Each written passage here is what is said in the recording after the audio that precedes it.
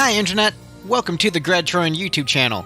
To celebrate the release of Final Fantasy XVI, I decided to release 16 videos ranking the Final Fantasy games in a variety of categories.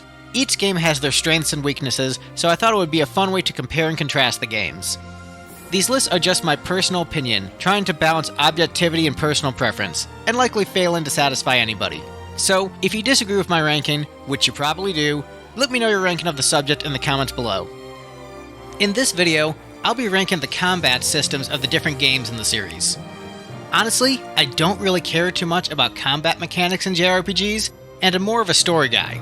I often joke with friends that JRPGs aren't actually fun to play, and we just put up with the battles to get to the great stories. But that's a little facetious and not entirely true.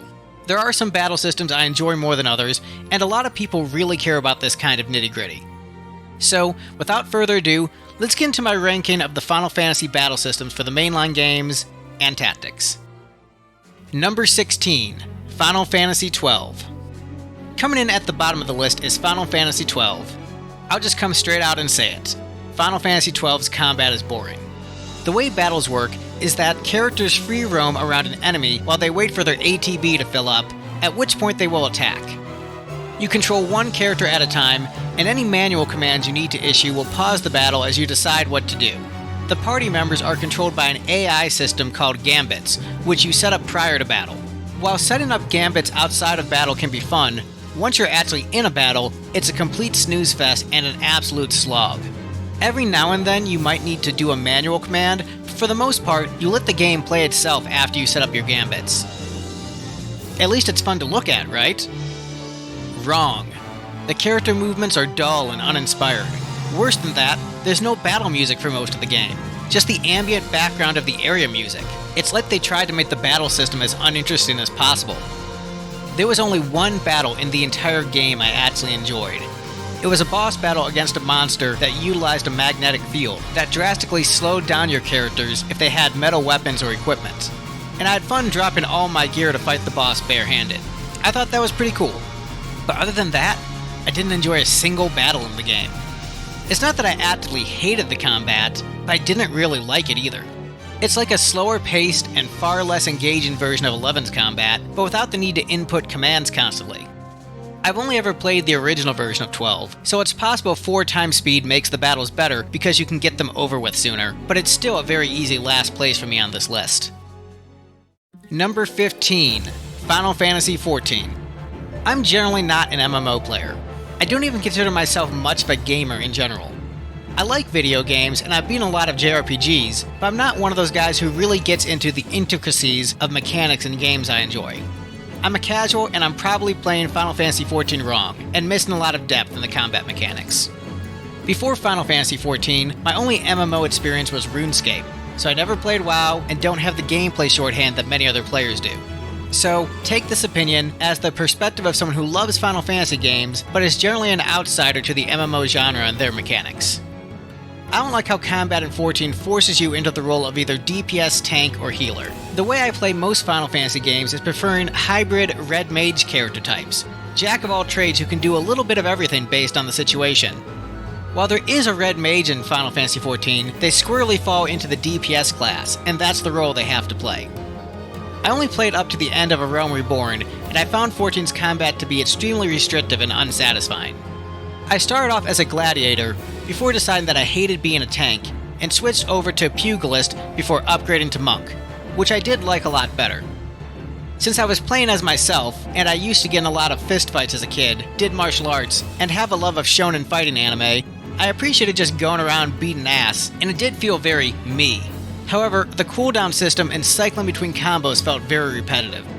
It does feel much more engaging than 12, and the range of movement is actually something you can use to a tactical advantage in combat, which is something I appreciate. The animations are nice when you're playing solo, and it's great to have real honest-to-goodness battle music when you fight. Group content, however, has its issues. The screen becomes a chaotic mess when a bunch of players are pulling off their flashiest moves all at the same time, making it hard to navigate the combat area. There's an option to turn this off, but I didn't find out about it until long after I got through A Realm Reborn. But again, I don't like being forced into the rigid roles for each dungeon and raid, and the actual mechanics of fighting don't feel super good to me. It does have more than one fun battle, which does give it the edge over 12, but other than passing that extremely low bar, it doesn't do much for me. The game probably gets better later on, but based on my experience solely on A Realm Reborn, it easily ranks towards the bottom of my list when it comes to combat. Number 14, Final Fantasy II. Final Fantasy II has a fairly standard turn-based combat system like a myriad of other JRPGs, so it's not particularly unique in that regard. The battles are very traditional, and despite the weird leveling system, the battles in 2 are exactly what you expect from the genre in terms of menu-based mechanics. It's the same battle system that has worked hundreds of times in other games. For a lot of these similar combat systems, I'm really going to have to nitpick the differences. If there are any critiques to be made, the encounter rate is a bit high, and the fights are more on the difficult side, which makes them slightly less enjoyable. And having to manage in-character action to get the appropriate stat boosts can be an inconvenience. Also, the original version of the game had an issue with auto-targeting, where characters would waste turns attacking empty space if their original target became defeated, but that's been rectified in re-releases, and it's basically a non-issue now. So while it's largely similar to a lot of other games on this list, it ranks a little lower due to those factors, because it has to go somewhere. The battle music slaps though. Number 13, Final Fantasy I. It's a JRPG with a turn-based battle system. I don't have too much to say about it. I decided to rank the game above 2 because the battles aren't as hard or as constant. The original version of the game had a spell charge system, as opposed to a more traditional MP system, but I played a remake that had MP, so I never dealt with that. This game also had the same issue of characters hitting blank spaces, thank you Taylor Swift, due to a lack of auto-targeting. But I played a remake that didn't have that issue either. There's not too much for me to say about this game. It's vanilla turn-based combat and standard for the genre. The GBA version is very fast and responsive, so that's cool, I guess. Number 12, Final Fantasy XI. Final Fantasy XI's combat system is similar to 12's, in that characters free roam around an enemy and attack in timed intervals. You only control one character, but you're able to summon AI companions called trusts who act as party members in combat. You can't control their actions like the Gambits in 12, but their abilities and roles in battle vary much greater than the parties in 12, so it's all about having the right character combination for the task at hand. Or, you can play with other people. Because the game is an MMO, time doesn't freeze when you select a manual command, and you need to move fast to keep up with the enemies in this game. You'll be zooming through menus deciding whether to use healing spells, black magic, buffs, or special weapon skills, all while your characters and enemy are auto-attacking. This game does have the standard MMO roles of tank, DPS, and healer, but there is no requirement in how you compose your party, allowing a lot more flexibility in how you choose to engage with the mechanics. There's a ton of options and strategy in Final Fantasy XI's combat system, and what's more, there's actual battle music! Final Fantasy XII has very difficult combat, but it's also very rewarding, and thus it earns the number 12 spot on this list. Number 11, Final Fantasy XV. Final Fantasy XV has more action-oriented combat, similar to Kingdom Hearts, but instead of button mashing, you just hold down one button, and the main character Noctis will automatically attack the nearest enemy, which honestly isn't as satisfying as smashing the X button a bunch of times in a row and slashing away at monsters. That said, this battle system has a very unique gimmick called warp striking, which allows you to teleport across the map and hit an enemy for extra damage. Warp striking can also be used to teleport to different areas, allowing you time to recover, adding an extra layer of strategy to the system. In this game, magic acts basically as grenades, which means they're subject to friendly fire, which means most players avoid using them altogether, though they can become very useful in certain encounters. You also have the ability to switch weapons mid-combat, and even play as other party members with different gameplay styles, though I never figured out how to do the latter in the base game. I did play as all the characters in the DLC, and they control very differently. Gladiolus moves pretty slow but hits like a truck. Ignis is all about speed, and Prompto is more focused on ranged combat. But only Noctis has Warp Strike, and Warp Strike is easily the coolest part of the combat in this game. If you need to use an item, you're able to do so at a very casual pace, because time freezes whenever you open up the menu to use a healing item. What this means is that if you're stocked up on healing items and just plowing through the main story, you will never get a game over because the game is incredibly easy. The combat is really flashy and fun, but also feels a little too simple. It's a mixed bag, but ultimately, it is quite fun. I ultimately decided to rank 15's combat above 11 because while 11 might be more fast-paced and involve more strategy, 15's battles are more fun to just pick up and play. It's a good time. Number 10. Final Fantasy VI. Final Fantasy VI uses the active time battle system, which was originally introduced in Final Fantasy IV. Instead of the computer waiting for you to input your commands, the enemy will continue to attack you, forcing you to zoom through the menus quickly and input your commands so that you can win the battle. This system adds an element of speed and tension that is lacking in pure turn-based combat, and is generally considered the standard combat style for the series. And, for the most part, it definitely is more engaging and fun.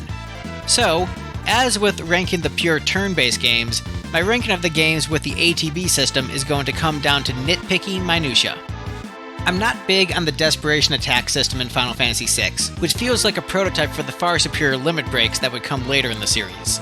The character-specific abilities don't do much for me, though I do have to admit it is an absolute joy suplexing a train. It's a good version of the standard Final Fantasy battle system. Nothing wrong with it. There's a really great mechanic in 6 where you control multiple parties at once, but it's used so sparingly throughout the game that it doesn't do enough to edge out the other games on this list. Number 9. Final Fantasy VIII. Final Fantasy VIII's ATB system is very fast and competitive for the fastest combat in the main series. The main appeal of this game's combat system comes from its sheer speed and strategic usage of summoned monsters called Guardian Forces. This game does have a limit break system, but generally your character has to be at low HP for it to activate. And given that I like to keep my party HP high, I never really utilize them. Also, in this game you infuse magic to your character stats to make your party stronger in lieu of traditional levels. So there's a heavy incentive not to use magic in battle, and thus I basically never use magic either. You can steal magic from enemies using a command called Draw, which can be a bit tedious, but it's not really a requirement if you know what you're doing. The main appeal of VIII's combat is becoming an all-powerful god early on in the game through manipulation of mechanics and just plowing through enemies with your immense strength. In that way, the combat is incredibly satisfying, but the options within battle are pretty limited if you understand the optimal strategy to play the game. And yes, I do understand the optimal strategy when fighting super bosses is to utilize limit breaks. Final Fantasy VIII's battle system is fun, but it has some flaws. Number 8. Final Fantasy XIII. Final Fantasy XIII has easily the most underrated battle system in the series. The core mechanic of the battle system is a thing called paradigm shifts, which essentially means changing the jobs of the entire party all at once. People criticize the game's auto-battle command as the game playing itself, but that's not true at all. The game gives you the option to select manual commands based on the individual job role occupied by your lead character, but the battles move so fast that selecting individual manual commands is often impractical and only done under very specific circumstances. It's not at all the point of the combat system. The point of the combat system is the delicate dance between shifting your party composition in order to stagger the enemy. When an enemy is staggered, your attacks deal significantly more damage, and so combat mechanics mostly revolve around deciding when to focus on physical attacks, magic-based attacks, buffs, debuffs, and healing. The specific rhythm of combat is constantly engaging, and each individual battle, even non-bosses, requires your full attention and engagement in order to succeed. It's hella fun. I'll admit, it does take a little while for the full mechanics of the combat system to reveal themselves, but man, once you get a full party and start messing around with paradigm shifts, the battles in this game are an absolute blast. It's a top-tier JRPG battle system. Number 7. Final Fantasy III. Final Fantasy III has a traditional turn-based combat system like Final Fantasy I and II, but the dynamic job system allows for a lot of options within combat to keep things interesting for the player. While there are a few battles where the player is politely forced into using a particular strategy, most of the game allows for quite a bit of freedom in how you choose to approach battles, and the myriad of strategies is a lot of fun to mess around with. The combat speed is also nice and brisk, even for the NES version of the game. There's a good amount of challenge, but it's not too difficult either. Final Fantasy III offers a nice sweet spot in terms of difficulty, and is a fantastic execution of traditional turn-based combat. Number 6. Final Fantasy V. Final Fantasy V's combat system is basically 3's system, but instead of turn-based combat, it utilizes the ATB system introduced in 4, but with even more options regarding the jobs and special abilities. More does not always mean better, but in this particular case it does. The extra jobs are a lot of fun, offering even more choices in how to approach combat, leading to the battles feeling very dynamic and engaging. Final Fantasy V is generally praised for having some of the strongest gameplay in the series, and this praise is warranted. It's truly excellent. Number 5, Final Fantasy IX. Final Fantasy IX is another game that utilizes the ATB system, though it is admittedly far slower than any other ATB system in the series. 9 has a solid difficulty curve and a well-balanced selection of party options and special abilities that allows for fun strategy variation. There are pros and cons to each character selection, and figuring out the right lineup for the right scenario is a lot of fun. In some ways, there are a lot less options in regard to combat choice than in 5, but in this case, less is more. The limitations force your creativity as you decide which white mage to take with you, the one with better buffs or the one who has better healing spells. These character variations really add a lot to the combat experience and make it a joy to play. The limit break system, called Trance in this game, isn't great, as you can't control when it activates, but I find it more useful than similar systems in 6 and 8. I do think that Final Fantasy IX also has the best utilization of blue magic in the entire series. Overall, 9's battle system is pretty great, and one of the best in the series, even if it has a couple of obvious flaws.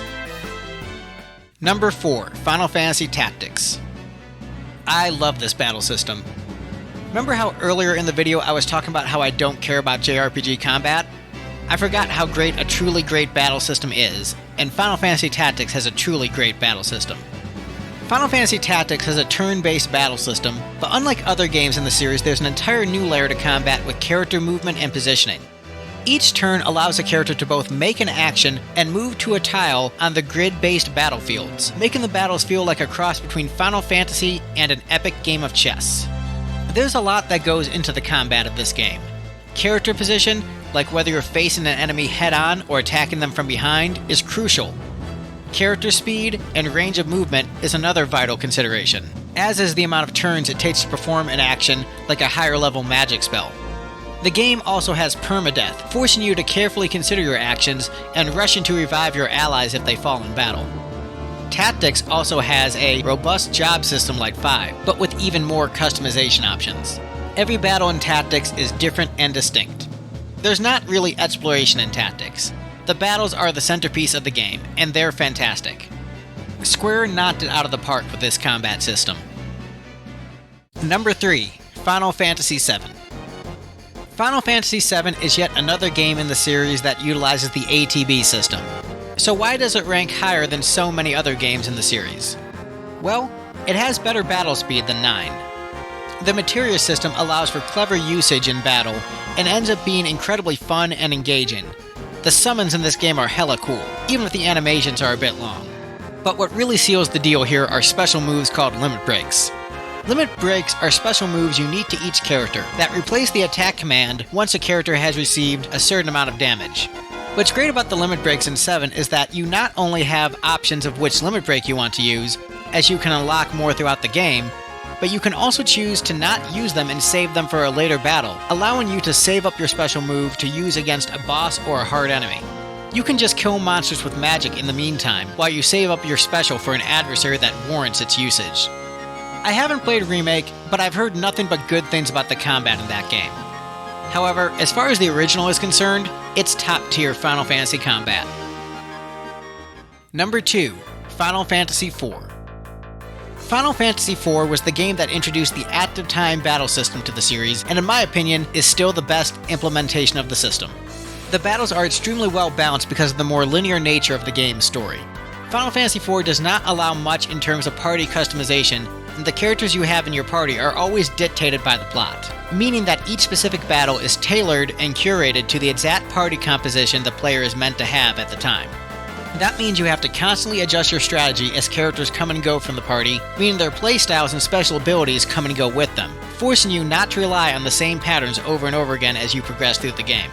In this way, the limitations are freeing because it allows you to really focus on the specific challenges presented before you and decide how to deal with them given the resources at your disposal. You can't rely on Yang's kick ability forever. The game might not have limit breaks, but the characters have unique skill sets, and each of them feels different. Final Fantasy IV has the definitive classic JRPG battle system and holds up to this day as an example of excellence in the genre. Number 1, Final Fantasy X. Final Fantasy X has the best combat in the series.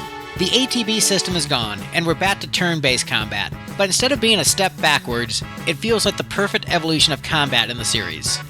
The first innovation of the battle system is a subtle and simple one, but still a game changer. Turn order. Final Fantasy X displays the turn order of not only your active party, but also enemies on screen, which better allows for you to judge what actions you wish to take based upon what the enemy is likely to do. In this way, speed stats are still important, so swifter characters like Wakka and Tidus can get in more turns than slower yet stronger characters like Auron. Each character begins the game with stats and abilities that make them more advantageous in certain situations than others, which leads us to the next big innovation: being able to switch out party members in battle. You no longer had to deal with the frustration of bringing the wrong character into combat with you, as you could switch characters on the fly, and certain battles made the constant swapping of party members a crucial part of strategy. Not only was this feature fun and convenient, it also added a great layer of depth. Another thing fans had wanted for a long time was the ability to control summons in battle. In prior games, summons were basically a one-time spell one could use in battle, but in 10 they become controllable characters with their own movesets and unique mechanics as long as you have them on the battlefield. Limit breaks also return in this game. Similar to 7, there are multiple limit break options, and you have the option to save limit breaks to use in later battles. But unlike 7, you retain the option to use regular attacks without having to use your limit. It's perfect, and because of this, 10's limit break system surpasses 7's. If all of that wasn't enough, the battles are also extremely fast. The controls respond instantly, so while the system is turn-based, it's able to move at speeds far quicker than any of the ATB systems. So, you have a combat system that allows for the relaxation and thoughtful strategy of traditional turn-based combat, the ability to control summons and switch out party members at will, the best usage of the limit break system, and it's also extremely fast. Simply put, this is the peak of the genre in terms of JRPG battle systems. The only real flaw with the combat in 10 is that a lot of enemies fall into a rock-paper-scissors system, where it's glaringly obvious which character you should use against certain enemies, but otherwise, the system is perfect. And it's rather bizarre that right after Square perfected turn-based combat, they decide, let's never again use this system for a mainline Final Fantasy game. I don't get why they didn't try to expand and evolve upon the foundation of this system, because it's truly amazing and the best combat system in the main series. Thanks for watching this video. Again, these lists are my personal opinion, and I'm definitely curious to see you guys posting your rankings in the comments below. Be sure to do the YouTube things, the liking, the subscribing, etc. And if you like this video, don't forget to check out the other rankings in the series. Thanks for watching, and I hope you find peace and happiness in your life. Cheers!